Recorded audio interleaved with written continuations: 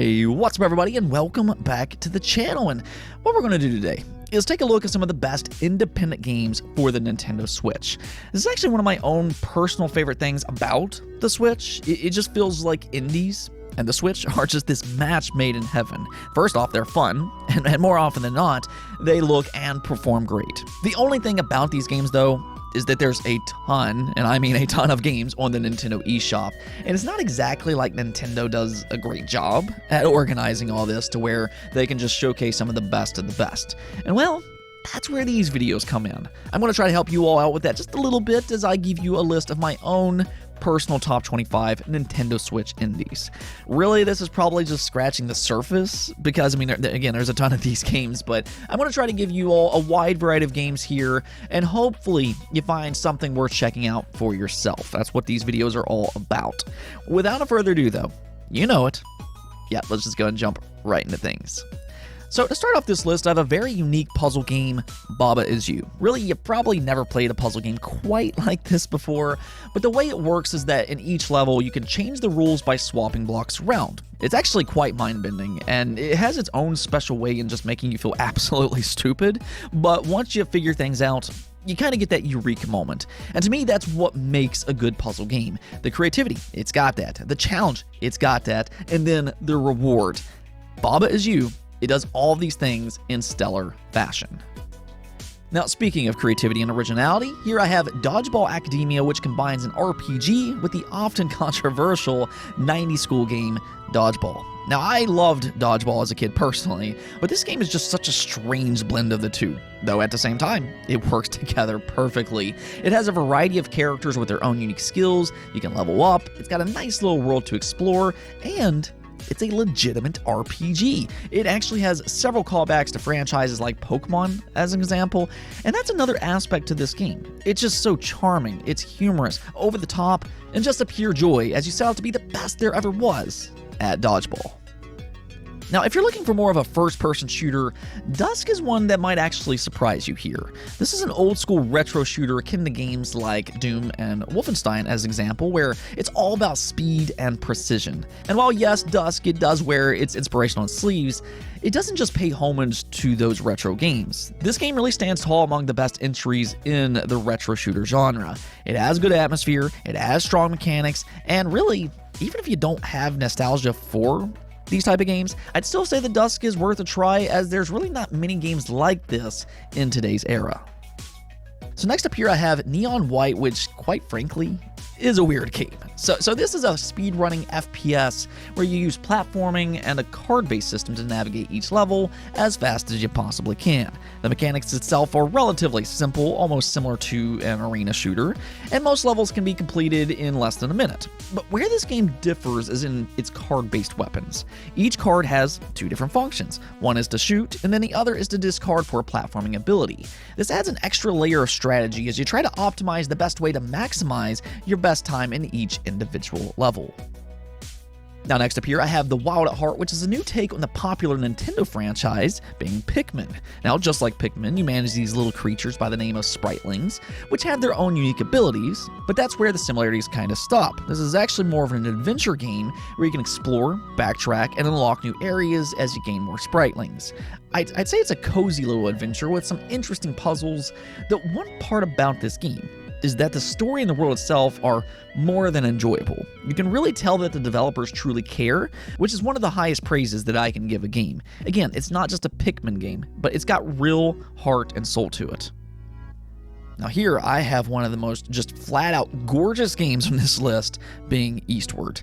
If anything, the art style, it's going to blow you away with its pixel art, and it just has this atmosphere that you want to be a part of. But it's not just a looker, but it's also a pretty good game. It does kind of remind me a little bit of an old school JRPG and how its story and characters play out, but then in terms of its gameplay, it's more like a Zelda game. There's puzzles, it has relatively simple combat with one character using a frying pan to whack his enemies with, while the other uses psychic abilities. And then you have those boss encounters that incorporates puzzle-based elements in order to defeat them. It's just this perfect blend of a JRPG with Zelda-like gameplay. Okay, so this next one here, you might want to proceed with caution, because before you know it, you might lose like 200 hours to this game, and that's because of how incredibly addicting it is, and that's none other than Stardew Valley. Now, on the surface, this is just a rather simple farming game, but there's actually a ton to do here, whether that be socializing with the community, build relationships, of course, you also have farming, and then there's even a dungeon crawling aspect to this game. Now, like I said before, just gonna be warned, this game is so good, you might end up finding yourself playing it on a daily basis. Now, if you grew up playing 90s 3D platformers like Banjo-Kazooie and Mario 64, then you might be interested in something like A Hat in Time. This is actually one of my own personal favorite genres, but I think this one really stands out among the pack. We have seen a little bit of a resurgence for this genre in recent years, which I am all for, but even then, A Hat in Time has pretty much everything that you'd want for a game like this. It's got lovable and charming characters, it's got strong platforming mechanics, that collectathon aspect to it, and it's got creative and attractive level design. So if you're like me, and if you like this genre, then I'd say that A Hat in Time is a must-play easily. Alright, so next up here I have Katana Zero, which I kind of describe as an intense, fast-paced, brutal puzzle platformer. The brilliance of this game, though, is in how it makes you feel both powerful and then vulnerable at the same time. You do have various mechanics at your disposal, which includes dodging, you can deflect bullets, and you can even slow down time, but one mistake can find you resetting right back from the beginning. So it really always emphasizes strategy and cerebral thinking. This is an insanely fun game, though, that rewards the strategist at heart. Now here I have Tinykin, which is yet another game that took inspiration from the Pikmin formula, where these little minions follow you around and have their own unique abilities. But this time around, it's wrapped into a 3D collectathon platformer, and actually a really good one at that. The little creatures that follow you around, they give it this puzzle element, which meshes with its tight platforming masterfully. Everything is quick and snappy, but the world itself, I'd say, is also something to note here, because you're actually this tiny little person exploring this massive house, which almost makes you kind of feel like a toy. It's got that childlike wonder to it, and this lends itself well into its story and NPCs that views the person that once lived there as an almost godlike figure that has created the world around them. Tinykin, though, while maybe takes inspiration from several games, it somehow turns into its own thing, and I just cannot recommend this one enough. Now, sometimes it's just fun to pick up a good beat-em-up style of game.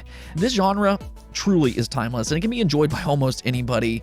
And I'd say that there's really two different ones that sticks out to me that you can play on a Switch right now, and that would be Streets of Rage 4 and then River City Girls. Now, in terms of combat, I do prefer Streets of Rage 4 because its combo system and just its overall level design, but you do have a number of characters that all feel quite a bit different, and it offers a lot of replayability.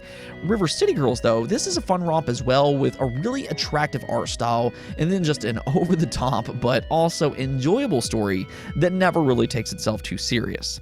The thing about both of these games, however, are that they're both fun to play as a single-player experience, and they also make for some of the better cooperative games that's available today. Now, in terms of smart design, Hyper Light Drifter always comes to mind. It's a beautiful game that uses an attractive color palette, and it has this subtle story that I think is well worth experiencing. But where this game truly shines is in its fast-paced, strategic-based combat that not only challenges you, but it feels so good once everything starts to click.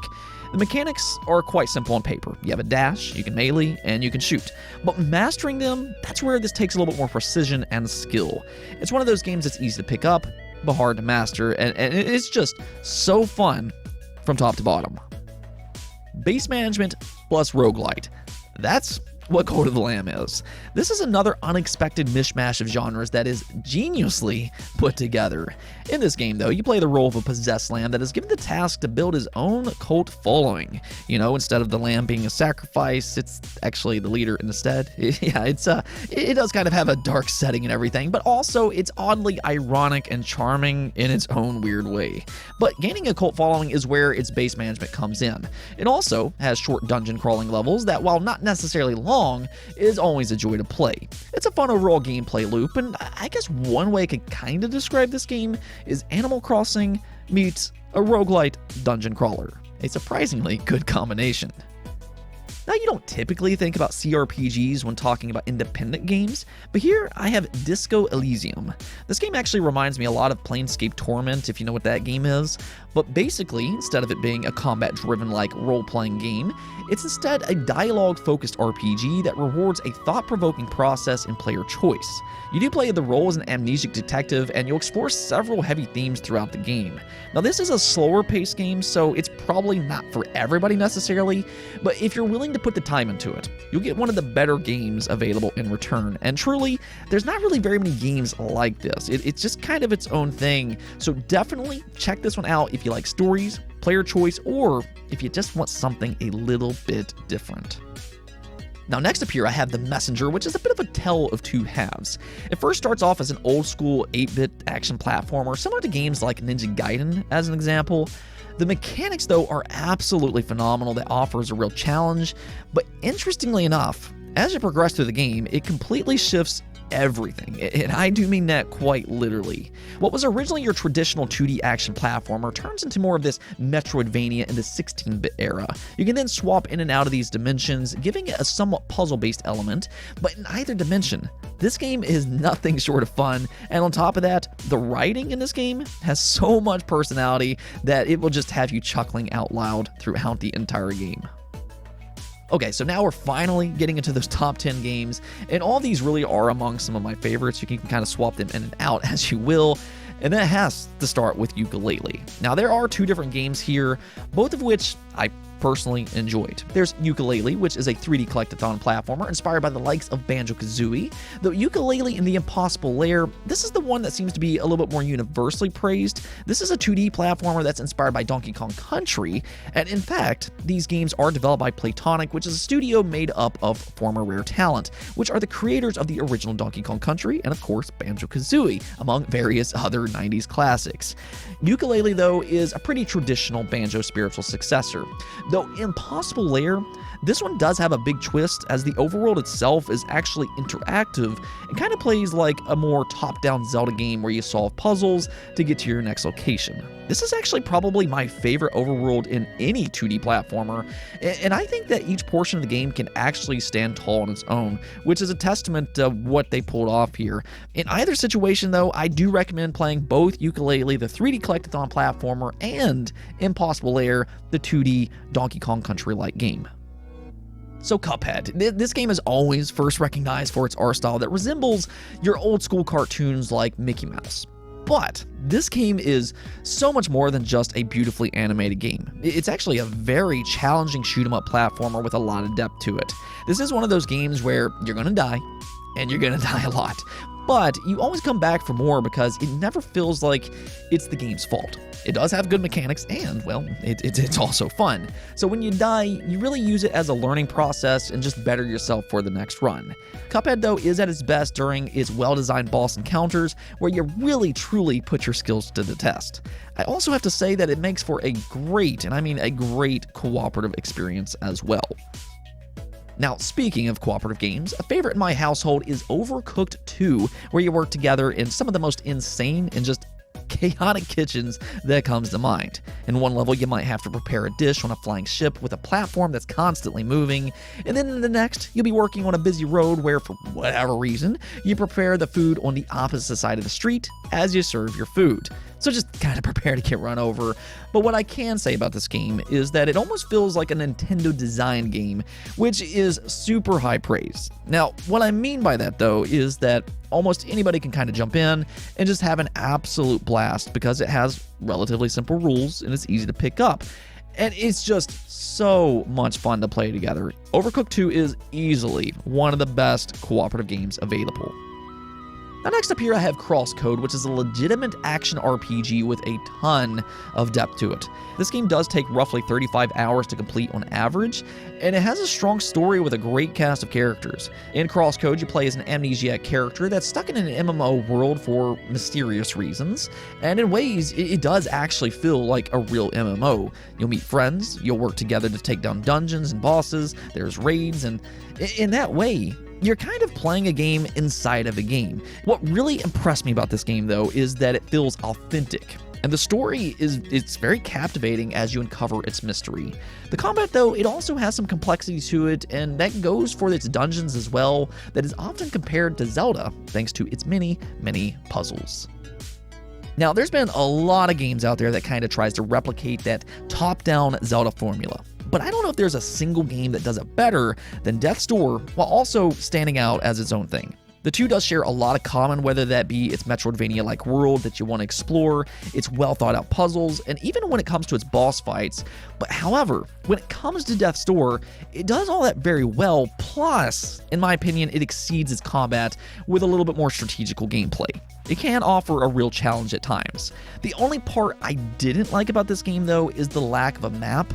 But other than that, Death's Door right now is among the best independent games available. Yeah, so there's a lot of 2D platformers out there. I think we all kind of know that. But there are a select few that I would categorize as special experiences. And Celeste? Well, it's one of those games. Now, typically, while talking about this genre, you don't usually think about story, but Celeste, it offers an enticing, emotionally driven narrative, and it really just makes its top-tier platforming an even better experience. Celeste, though, uses relatively simple mechanics that's easy to understand. You can jump, you can climb, and you can dash. But it's one of those situations where it's easy to learn, but hard to master, because this game is actually challenging, and it combines those mechanics masterfully. Truthfully, Celeste is one of the best in this genre, period. Now, there's certain games out there that's essentially created their own genres by this point, and everybody just kind of compares them to them. You have your Souls-likes, and you have your Zelda-likes. But what if I told you there's a game out there, a really good one, by the way, that captures both of those experiences? Well, that's exactly what Tunic is. Yeah, when you look at this game, don't let its art style fool you. It might look cutesy on the surface, but this is a very difficult game inspired by the Soulsborne series. It does have those quote-unquote bonfires as checkpoints, and it's got that methodical combat to it. Now, in terms of its Zelda-like nature, I think that is a little bit more apparent with its puzzles and Metroidvania world, but I'll tell you this. This is now one of my favorite combinations because Tunic and its mysterious world is one of the better games that's released this year. So I think that we all kind of know Nintendo, they can kind of be a weird company. They just kind of do their own thing, and despite the many requests to return to certain franchises, they just kind of don't. And Paper Mario is one such series. I mean, technically they still make this series, but for whatever reason, they just refuse to make a classic turn-based Paper Mario again. But now today, I'm here to tell you all about Bug Fables. Right away, it's pretty clear where its inspiration came from. It does wear its heart on the sleeves, but it just kind of takes what A Thousand Year Door did on a GameCube and then just absolutely runs with it. You do have those interactive turn-based battles, you can solve puzzles throughout its world, and it's brimming with personality. There, however, though, are a few things that really surprised me when it came to Bug Fables. If you do set the difficulty to hard, it's actually challenging that reveals an RPG with real depth to it.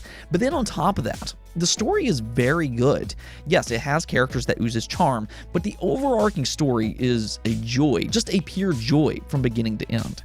Truly, this is among my favorite games that's released here in recent years, and if you are a Paper Mario fan, I'm telling you, Bug Fables is a must-play experience. Okay, so here I have another entry combining two games being Hollow Knight and then the Ori series, being Ori and the Blind Forest and then Ori and the Will of the Wisps. Now, both of these series are Metroidvanias, which is why I combined them together, though they actually focus on very different things. Hollow Knight is more of a combat-driven game that can be described as a Souls-like. Like any Metroidvania, you'll have an expansive map that you can backtrack as you unlock new abilities, but this is a very challenging, and quite frankly, an atmospheric game with that risk-reward mechanic that you often see in the Souls-like genre. The Ori series, though, it instead centers around its platforming. There's even boss sequences that truly put your platforming skills to the test, and I've always kind of said this, but when it comes to Ori, its platforming is so good that it can basically sit side by side with some of the best platforming experiences on the market. That's how good it is. Though I will say this, I think Ori and the Will of the Wisps is probably my favorite among all three of these entries, just because it not only does it tell an emotional story, the art style of course is beautiful, but alongside its masterful platforming mechanics, it also made a big jump in terms of combat compared to Ori and the Blind Forest. All in all though, all three of these games are not only among the best Metroidvania games to ever exist, but I'm going to go so far as to say that they're really just some of the better games that you can play, period. And at the number one spot, the game that just absolutely wowed me is none other than Hades. I was not expecting to like this game near as much as what I did, because I'm not really huge into roguelites unless they're truly special. And that's the thing about this game. Hades? It's just in a class of its own. This game truly is a masterpiece in every meaning of the word. Essentially, you play as Zagreus, the son of Hades, and he set out to escape the underworld and his father's rule. In order to do that, Zagreus will attempt to climb out of the underworld by going room to room, fighting off the many enemies in his way, and if you die, you'll then have to start back at the beginning. And while that might sound repetitive and grueling on paper, it never really feels that way in Hades. It's so strange, but in this game, it almost feels like you're rewarded when you die. Yeah, I know that sounds strange and everything, but it really does make you feel that way because the story itself is just so interesting. The characters in the universe, they're so captivating. So when you die, it just kind of allows you to learn a little bit more about its world, its story, and then its characters. On top of that, each attempt to escape the underworld, it always feels different because with each room you clear, you then have a choice of taking one of multiple paths. Depending on your choice, you'll get a different ability or an upgrade. So there's a lot of strategy that can completely change your combat. There's also various weapons that also feels vastly different. And seriously, you can easily sink 50 plus or even really 100 plus hours into Hades, and it will still be insanely fun. So from its story to its characters to just its overall gameplay, Hades again is a masterpiece. Anyways, though, that's it for this list, but hopefully you'll find something here that you'll enjoy yourself. But if I didn't mention one of your favorites, because again, there's a ton of great independent games out there, let me know some of your favorites in the comments below. Other than that, though, don't forget to hit the bell notification and subscribe button for more content just like this. Also, if you'd like to support the channel through Patreon, thank you for making this content possible. Peace out.